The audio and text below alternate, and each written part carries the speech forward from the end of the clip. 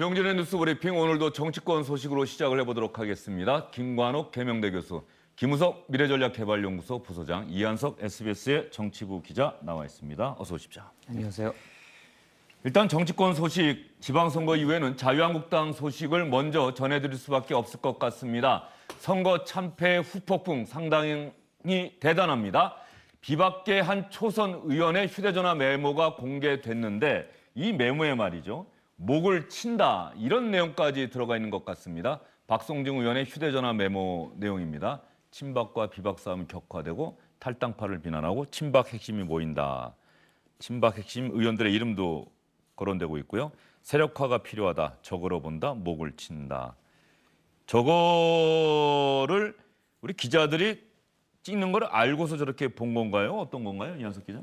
당시 이제 상황은 그런 거예요. 그러니까 어제 오전에 이제 초선 의원들 모임이 있었는데 예. 민경욱 의원의 얘기에 따르면 휴대전화 있지 않습니까? 예. 휴대전화. 그러니까 박성중 의원이 이제 휴대전화인데 무슨 뭐 노트라고 하는 거죠. 그러니까 펜으로 이제 쓸 수 있는 거예요. 펜으로 휴대전화에다 메모를 적어놓은 건데 메모를 이렇게 보고 있었다는 거죠. 근데 이제 뒤편에서 사진 기자들이 다가와서 노골적으로 찍는 걸 보고 민경욱 의원이 이런 거 하지 마라. 기자들이 본다. 그래서 제지를 했는데 박성중 의원이 그렇게 경고를 했는데도 불구하고 계속 휴대전화를 이렇게 보더라 이겁니다. 그래서 네. 상당한 의도가 있다. 친박계에서는 대단히 불쾌하게 생각하고 있는 상황인 겁니다. 예.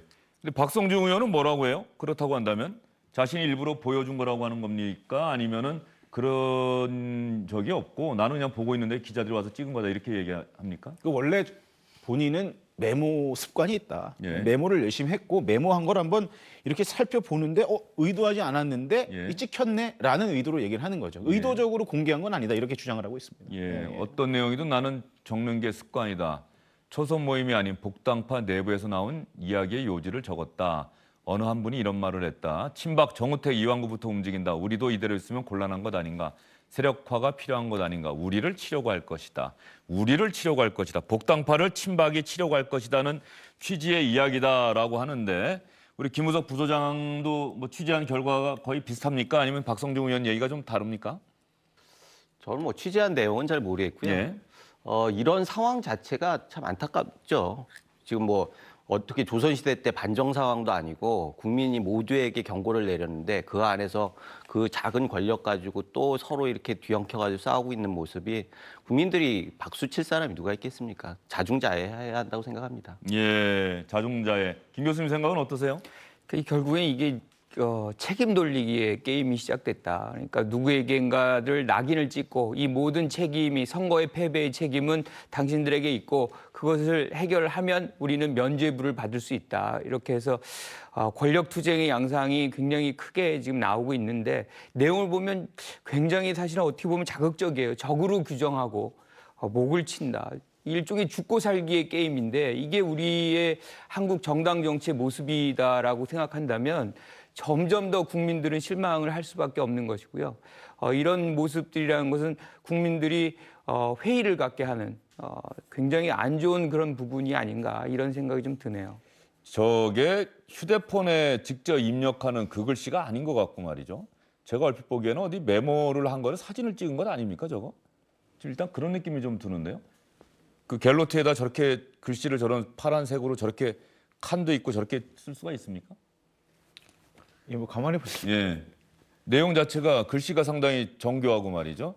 이 휴대전화에 직접 이 글씨를 좀 써보면 평소 자기 필체하고 좀 다르게 나오거든요. 그런데 지금 이걸 보니까 자기가 메모를 한 거 좀 찍어놓은 게 아닌가 싶은 생각이 좀 들고요. 그래서 확대하면서 좀 본 것 같은데 어쨌든 좋습니다. 친박 핵심 여기에 김진태 의원 이름이 있군요. 서청원, 이장우, 김진태 등. 김진태 의원은 이런 거 보면은 가만 안 있잖아요. 그렇죠. 예. 또 김진태 의원이 또 이름이 실명이 거론이 됐던 데다가 또 이제 당 안팎에서 가장 또 이 친박 중에 친박으로 불리는 인사잖아요. 어제 페이스북에다 이런 얘기를 했습니다. 겉으로는 반성하면서 내심은 이것이었나? 당이 해체될 판인데 계파 싸움으로 당권 잡아서 뭐 하겠다고 저러는 것이냐? 내가 그렇게 비웠을까? 이렇게 작심하고 비판 발언을 SNS에 공개하기도 했습니다. SNS에 공개를 했다. 김진태 의원은 지방선거 참패 이후에 재선이 모였을 때 말이죠. 김진태 의원 이야기가 나왔으니까 제가 두 분께 이 질문 좀 드려볼게요. 김진태 의원이 우리가 뭐 노선을 잘못 정했느냐, 우리를 지지한 사람들이 여전히 있다. 노선이 잘못된 게 아니다라는 주장을 폈어요. 김진태 의원의 진단에 대해서 동의하십니까? 그 지지하는 사람은 아직 남아 있죠. 그 수가 현격하게 줄었다는 거죠. 그러니까 실정을 했고 탄핵이라는 거는 뭐 국민 모두에게 상처를 준 것인데 그 부분에 대해서 아직도 반성을 못하는 그런 멘트 아닌가 이런 생각이 들어요. 그래서 지금 뭐 4.13 총선부터 대선, 지금 지방선거까지 이미 민심이 드러날 때까지 다 드러났는데도 아직도 지지자가 있다라고 저렇게 생각하는 거는 본인의 강변에 불과하다고 저는 생각을 합니다. 예, 김우석 부소장 생각은 어떻습니까? 제 김진태 의원의. 생각에는 지금 뭐 김성태 지금 권한 대행이죠. 예. 김성태 대행 같은 경우에는 자꾸 이게 개혁을 한다, 혁신을 한다라고 하면서 좌클릭을 얘기를 하고 있어요. 그런데 실질적으로 선거 기간에도 경제나 안보에 대해서 우려를 표명하는 것들은 국민들의 입장에서는 당연히 박수칠 수 있는 부분들이 있었죠. 문제는 메신저 불신이라는 거죠. 결국은 어떤 얘기를 해도 그것이 국민을 위해서 생각하는 것이다라고 받아들이지 못한다라고 하면은 그거는 의미가 없어진다. 그것을 고쳐야 하는데 지금 마치 거의 28% 정도를 득표를 했다고 그래요. 그럼 28%의 핵심 지지층들이 얘기하는 것들을 다 버리고 중원으로 그냥 뛰어나갈 것이냐라고 하는 그런 그 딜레마가 있단 말이에요. 그런데 그런 것들을 논의 과정이 충분하지 않은 상황에서 개인이 충분한 권한을 가지지 않은 개인이 임시로 했던 개인이 그렇게 얘기를 하면서 그런 것들이 다시 논란이 되고 이런 과정들에 대해서 문제 제기를 충분히 할 수 있는 것이다라는 생각이 들고 결국은 지금 이게 뭐 절대 반지도 아니고 반지의 제왕의 절대 반지 같은 경우에는 누구나 이렇게 끼면은 정신이 왔다 갔다 해지는 거 아니겠습니까? 그런데 지금 한국당의 분위기가 누가 권력을 잡든지 다 그렇게 가고 있어요. 이게 중의를 모아야 할 때 그것들을 하지 않고 개인의 뭐 그게 개파의 이익에서 그런지 몰라도 개인의 주장을 해가지고 관철시키려고 하는 그런 것들이 이 위기에서 얼마나 효과를 할 수 있을지 이런 부분들에 대해서 심각하게 고민을 해야 이 김진태 의원 개인의 발언이 문제가 아니라 그런 분위기를 대변하는 거 아닌가라는 생각이 듭니다. 그러니까 김진태 의원의 진단 자체에는 별 문제가 없다는 말씀이세요?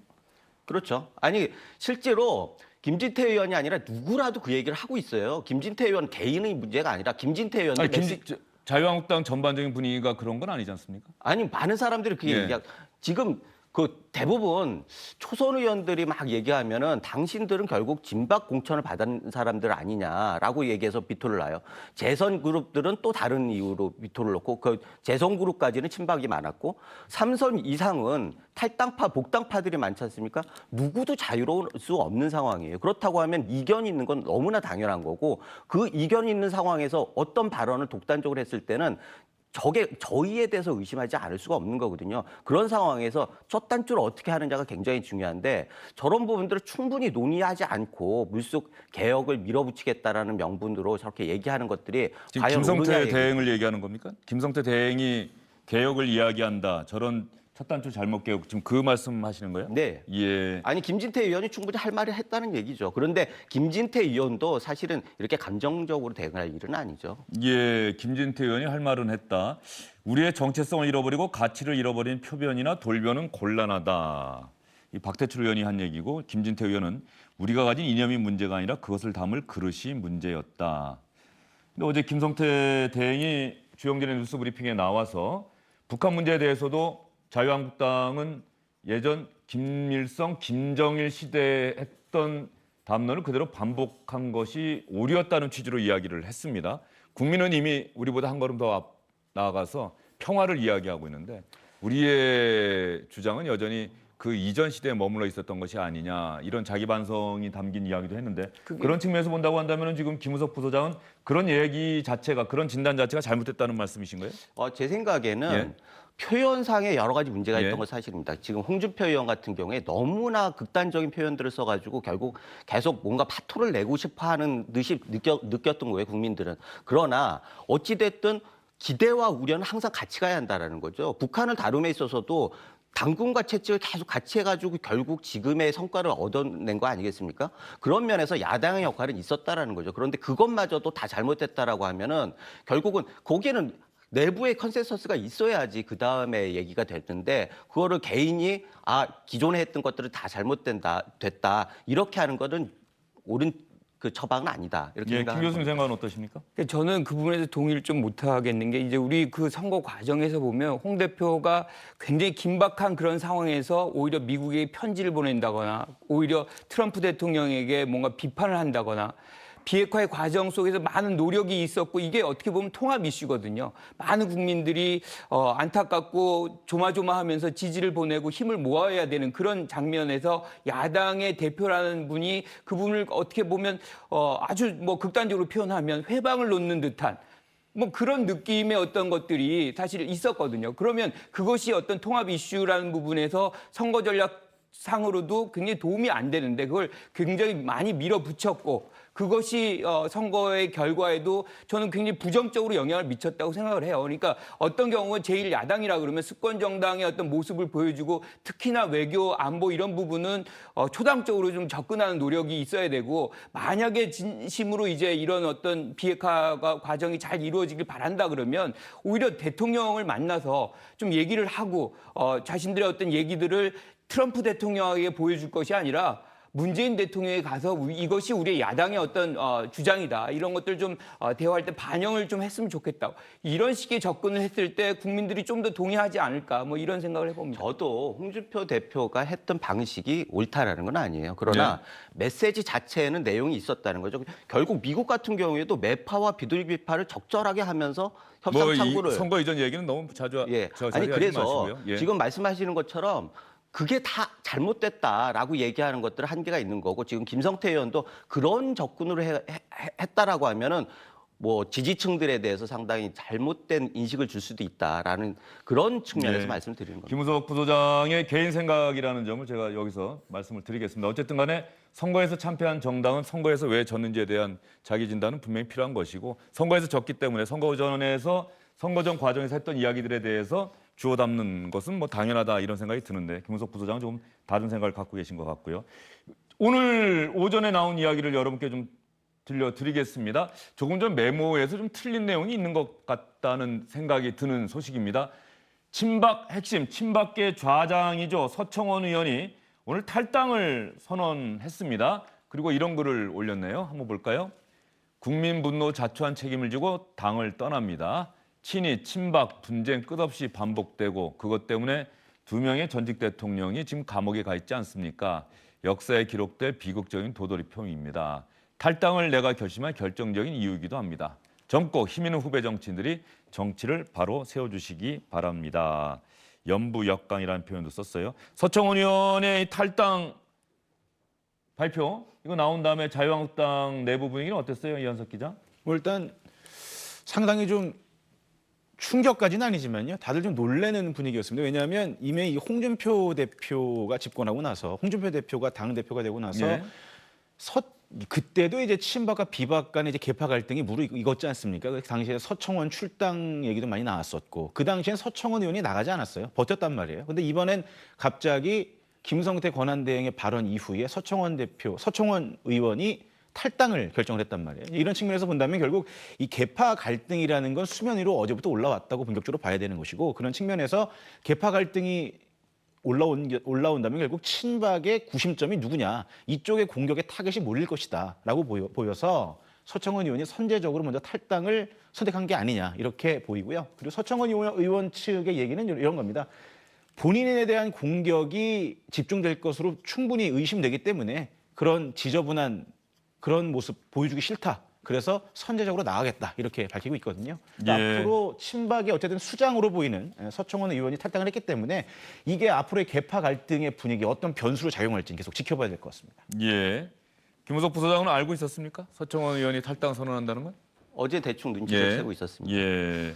사실 뭐 그 기자 말씀하신 대로 임명진 비대위원장 때도 굉장히 밀어내려고 했었고 홍준표 대표도 후보 때는 뭐 그냥 감싸고 가다가 당권을 잡은 다음에 그렇게 됐지 않습니까? 그럼에도 꿈쩍도 안 하던 그 서청원 의원이 이번에 왜 그 결단을 했을까? 그 말은 저도 페이스북 보고 알았는데 노병은 결코 죽지 않고 다만 사라질 뿐이다. 죽일 수는 없다라는 거예요. 본인이 스스로서 알아서 사라질 뿐이지.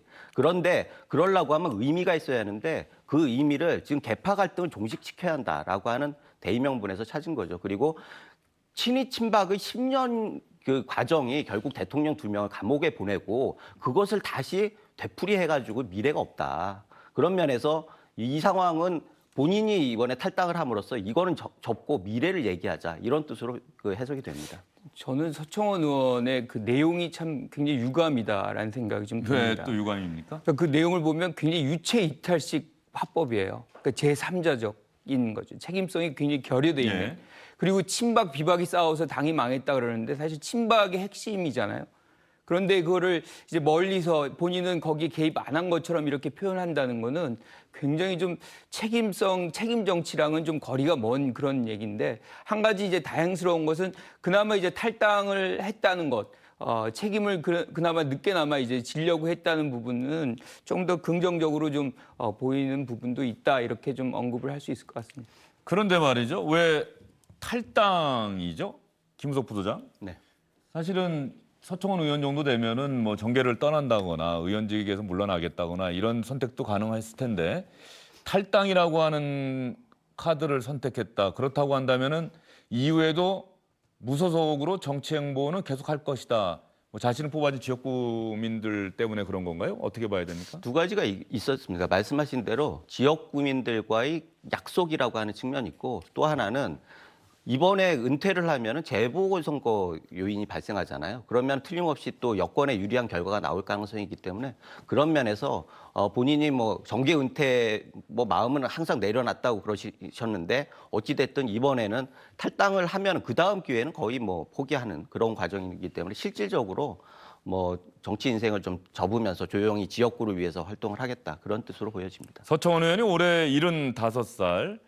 뭐 아주 고령은 아니에요. 그리고 8선이면은 지금 현역 의원 중에 거의 최다선 의원인 것 같고, 그리고 친박계 좌장 역할을 해왔다는 거는 뭐 누구도 부인할 수 없는 일이고, 18대 총선 때인가요?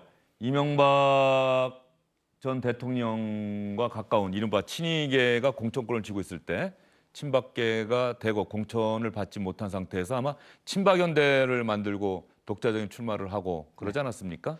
그리고 감옥까지 갔었죠. 예. 실제로 뭐 굉장히 개인적으로는 굴곡이 많은 삶이었는데 그래도 이번에 그 8선을 한 걸 보면은 뭐 잘 아시겠지만 저도 이회창 총재 보좌역을 할 때 대표이셨기 때문에 2년을 20여 년을 같이 2년을 예. 같이 해놨는데 마지막 남은 낭만주의자다 이런 얘기를 우리끼리 많이 해요. 그러면서 그런 낭만주의 때문에 현실 정치가 좀 안 맞는 거 아니냐라는 얘기도 많이 들었는데 마지막 결단은 굉장히 낭만적으로 하신 것 같습니다. 네, 탈당을 했습니다. 서청원 의원의 탈당이 앞으로 자유한국당에 어떤 영향을 미치게 될지는 좀 더 지켜봐야 될 것 같은데 여기서 많은 분들이 갖는 궁금증이 있을 것 같아요. 자유한국당 지금 당 상황 보면은 뭐 그야말로 당이라고 할 수도 없을 정도인데 기자들이 보기에 말이죠. 정말 개파가 있고 개파 갈등이 존재하는 거예요. 저게? 저희 상당히 미묘하죠. 상당히 예. 미묘하고 심각하고 그리고 그 어제 어제 김성태 권한대행이 이런 얘기를 했습니다. 뭐 어제 중진 모임 또 이제 초선 모임을 일일이 찾아다니면서 앞으로 오늘부로 개파 모임은 없다. 개파 모임은 엄벌에 처할 거다 이런 강한 얘기를 했단 말이에요. 하지만 그렇게 오프라인에서 기자들이 모여 있는 곳에서 만나는 만남이 무슨 의미가 있겠습니까? 상징적인 개파 간의 세력을 보여주기 위한 하나의 상징적인 의미에 불과한 거고 실제로 개파끼리의 서로 통신이 워낙 발달해 있기 때문에 전화 통화도 카톡도 여러 번 한단 말이에요. 그런 측면에서 이런 문제가 발생했을 때 주도권, 당권을 잡기 위해서 굉장히 치열하게 뭉치는 게 사실인 거죠. 특히 지금 같은 국면은 상당히 좀 미묘한 상황이라고 좀 보여지는데 일단 모르겠습니다. 상황이. 근데 저희 기자들이 보는 거는 과연 이 개파 갈등이 얼마나 지속될 것이냐, 과연 뭐 당이 깨지는 상황까지 갈 것이냐에 대해서는 좀 비관적으로 보는 건 총선이 2년이나 남았습니다. 그러니까 뭐 재보궐 상황, 총선을 앞둔 시점이 아니기 때문에 어느 정도 서청원 의원이라든지 이런 친박계 수장들 또 비박계 일부의 그 이니셔티브를 가지고 있는 의원들이 어느 정도 용퇴를 하는 수준에서 개파 갈등이 마무리되지 않겠는가 그렇게 보는 시각이 우세합니다. 예, 김우석 부소장 보기에도 지금 개파는 엄연히 존재하고 그 개파들이 지금 다 무너져가는 집안에 그래도 그 살림을 차지하겠다고 서로 갈등하고 있는 건가요? 그렇죠. 실제로 친이 친박이 뭐 이명박 대통령 전에 친일 친박의 갈등이 지금까지 이어지고 있는 게 사실입니다. 그리고 그것이 지금은 친박 비박의 구도인데 사실 비박도 대부분 친일 그룹이에요. 삼성급 이상이니까. 그런 면에서 이걸 말하지 못하게 하거나 모이지 못하게 한다고 해결될 수 있는 것들이 아닙니다. 실제로 이거는 다 터놓고 끝장 토론을 하든지 뭐 저 같은 경우에는 섬 같은 데 몰아놓고 서로 끝까지 욕을 해라. 그리고 욕을 못할 정도가 되면 그때 나와라. 해야지 해결이 될지 모르지만 그렇지 않으면 해산하는 수밖에 없는 거죠. 그렇지만 이거를 입을 막겠다라고 해가지고 해결될 수 있는 그런 수준의 문제는 아닙니다. 몇 사람이 희생을 하거나 뭐 이렇게 해서 해결된 부분도 아니에요. 그래서 이 부분에 대해서는 지금 그 서청원 의원이 마지막에 결단을 하면서 얘기를 했던 게 여기에서 끝내고 개파 얘기를 더 이상 하지 말자. 그리고 미래를 얘기하자라고 얘기한 것들은 결국은 누군가 정말 자유로운 사람이 나와가지고 좀 리드를 해줬으면 좋겠다라고 하는 생각을 가지고 있는데 이거는 친이 친박이 전혀 상관이 없고 국민들의 지지를 받을 수 있고 이런 누군가가 나와가지고 이 문제를 해결해야 하는 거고 그 전에 개파는 일단은 내부에서 충분히 논의해가지고 공통분모들을 찾아가지고 해산을 하든지 아니면 공통부분을 찾아가지고 그 다음 스텝을 할 수 있게 하든지 이런 과정이 필요하다는 거죠. 이게 뭐 서청원 의원을 비롯해서 몇 명이 뭐 결단을 내려가지고 이게 문제가 해결되고 이런 부분은 아니라고 생각합니다. 예, 뭐 정치하면서 개파가 없을 수는 없겠습니다만 지금 자유한국당 처지에서 개파 운운하고 개파 이익을 관철하고 우리 개파 이익을 관철하기 위해서 대표는 누가 돼야 되고 비상대책위원장 누가 돼야 하고 이런 얘기 자체가 좀 한가해 보이지 않는가 하는 느낌이 좀 듭니다. 국민들이 엄연히 엄중하게 심판을 했는데 지금 당을 되살리기 위해서 나올 수 있는 이야기들은 아닌 것 같아요. 개파 갈등이 이렇게 심화되는 이유는 정치적 생존, 정치적 생명이 위태롭기 때문이거든요. 그래서 개파를 찾고 그 개파 속에서 자기의 정치적 생명을 담보받기 위해서 아마 위기 상황이 더 될수록 개파들은 더 많아지고 개파들 간의 갈등은 더 심화될 가능성이 있고 예컨대 지금까지 아무 말도 하지 않았던 초선이 뭉쳤다는 건 그만큼 뭐 이 초선이라는 게 개파가 아니잖아요. 그 안에 사실 다수가 사실 친박계인데도 불구하고 초선이 뭉쳤다는 거는 어떻게 하면 살 수 있을까? 위기의식이 발로인 것이고 이런 과정은 지속적으로 반복적으로 이루어질 가능성이 전 높다고 봅니다. 자유한국당의 구심점이 없기 때문에. 김 교수님 보시기에 자유한국당 비상대책위원장 외부에서 영입해야 될까요? 내부에 중량감 있는 인물이 해야 될까요? 내부에서는 뭐 아까 말씀드린 대로 개파 이쪽에서 나오면 이쪽이 인정은 안 할 거고요. 그래서 내부적으로는 뭐 저는 인선하면 더 오히려 이 내분이 심화될 가능성이 높다. 그래서 외부에서 와야 되는데 외부도 사실은 뭐 어떻게 하겠어요. 여기 이 거의 망해져가는 집에 와가지고 뭔가를 되살려야 되는데 엄청난 노력이 들고 그만큼의 어떤 경륜이 또는 역량이 있는 분을 오실 것도 사실 굉장히 쉽지 않고요. 모시기 자체도 어렵고 또 한 가지가 문제는 뭐냐면 우리가 임명진 전 비대위원장 상황을 보면 정권을 줘도 쉽지가 않거든요. 그런데 정권 자체를 얼마만큼 줄 수 있느냐. 그러니까 생사여탈권까지 다 해서 예컨대 지금 이 의총의 3분의 2가 기준으로 해서 이제 이제 출당을 할 수 있는 기준이 되어 있는데 이 선까지도 비대위원장에게 줄 수 있느냐라는 그 부분까지 온다 그러면 누군가가 나서서 할 수 있는 여지는 있다고 봅니다. 어떻게 하든 보수 야당의 어떤 생존과 건강한 보수 야당으로서의 어떤 부활은 굉장히 국민들에게도 중요한 부분이니까요. 예, 김우석 부소장은 어떻게 생각하세요? 내부 인사가 맡아야 됩니까? 외부 인사가 해야 됩니까? 지금 상황에서 외부 인사, 내부 인사를 가리는 것도 사치라고 봅니다. 왜냐하면 지난번에 외부 인사로 임명진 비대위원장도 들어왔잖아요. 그런데 실패를 했죠. 임명진 비대위원장은 완전한 외부 인사는 아니죠. 당하고는 완전한 외부 거였죠. 인사는 예. 사실은 당내를 모르기 때문에 지금 해결을 상황은 못해요. 그 정도는 필요한 상황 아닙니까? 지금 자유한국당 내부에서 내부 인사가 비대위원장 맡는 것도 좀 한가한 거 아닙니까? 아니 그래서 예. 제 얘기는 예.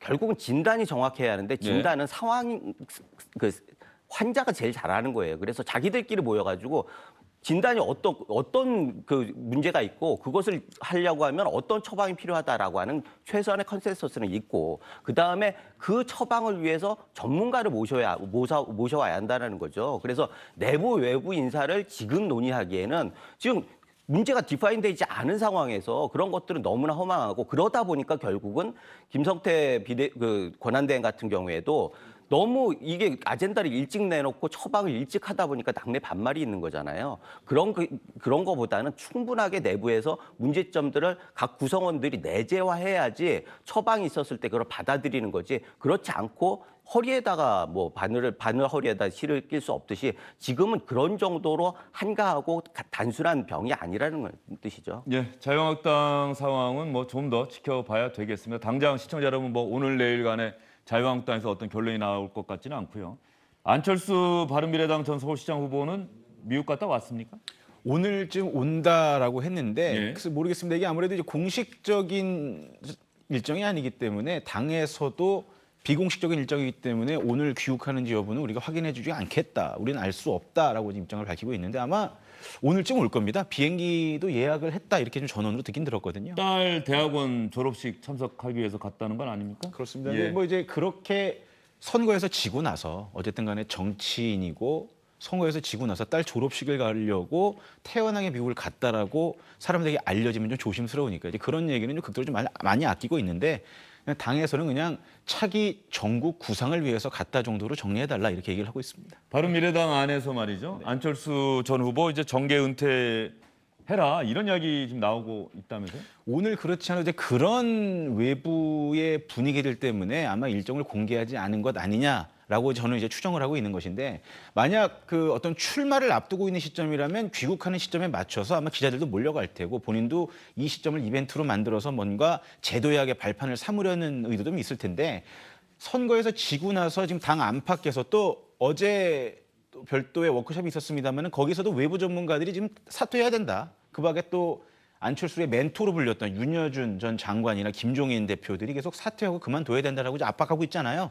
이런 상황에서 정계 은퇴, 용퇴에 부담을 느끼는 상황에서 본인의 귀국 일정까지 외부에 노출된다면 얼마나 심적으로 부담되겠느냐. 그래서 당분간은 공개 일정 없이 별도의 자숙의 시간을 가지면서 라우키로 현재 시점을 관망하지 않겠는가 그렇게 보입니다. 알겠습니다. 안철수 전 후보도 귀국을 하고 나면은 어떤 선택을 하게 될지 조금 전에 이제 예전에 멘토로 같이 일했던 분들도 안철수 전 후보를 상대로 해서 정치 그만하는 게 좋겠다는 이런 이야기까지 하고 있습니다. 바른미래당의 비례대표 3인방, 뭐 원래 안철수 전 후보에게 비판적인 사람들인데요. 안철수 전 후보는 심판받았다. 우리는 출당시켜달라. 자유롭게 당 밖에서 활동할 수 있도록 해달라. 뭐 이런 요구도 했다고 합니다. 세 분간 여기서 인사드리겠습니다. 수고 많으셨습니다.